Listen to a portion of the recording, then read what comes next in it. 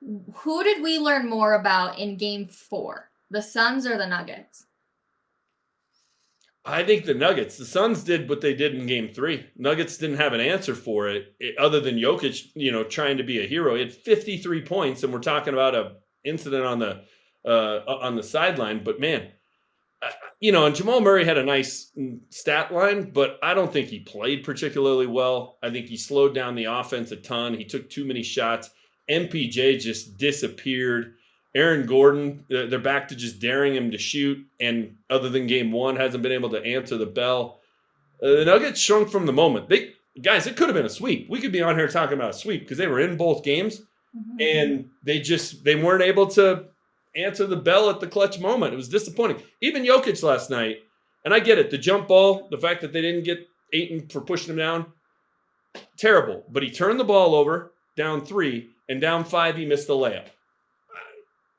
They weren't in the clutch moments. They weren't great. They weren't even good.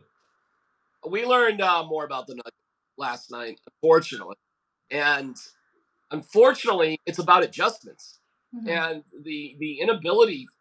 We already knew because of games 3 and 4 that the Suns were willing to use other players and to mix things up for their benefit and to play a different style without CP3. So we kind of already learned that.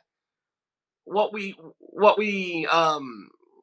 learned, I guess, about the Nuggets is a degree of stubbornness that doesn't really make a whole heck of a lot of sense right now. So that being said, the game was very close down to the end. Jokic makes that little layup. James, come on now. He makes that 99 out of 100 times. I know. He scored 50 plus points. I mean, to say that he doesn't come through in the clutch or something is a huge over exaggeration. And he did get fouled by Ayton. That ball should have gone to the Nuggets. That was a missed call again by that refereeing clue. I give Ayton credit because he figured out a subtle way to cheat and it worked out for him. So I mean, props to him. But I mean, that doesn't mean it wasn't a foul. And we can say too that it was a close game. But I don't know about you guys. I didn't think that they were going to win it. I was hopeful, but I didn't look at it and I was like, this team, they look like they're in it. They look like they're really mad. They look like they're pissed. They're ready to go.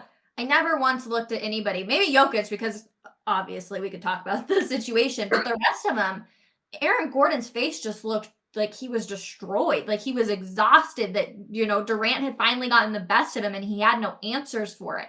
I never once looked at them and thought in this game, oh, they might be able to pull this one off. I was hopeful, but I didn't actually think that. Yeah, I'm with you. They had a bit of a deer in the headlights situation. I'm not blaming the loss on Jokic for those 2 plays. I'm just pointing them out. But other than Jokic, did you have confidence in anybody on the floor in the fourth quarter? And part of that is this Nuggets team hasn't done it. So until they do, it's like the Avs last year, right? Round 2, as soon as the Blues made it 3-2, we're like, oh, here we go again. The second round boogeyman's back. Like, until you get over that hump, it's hard to just have, you can have blind faith, but there's no evidence of it.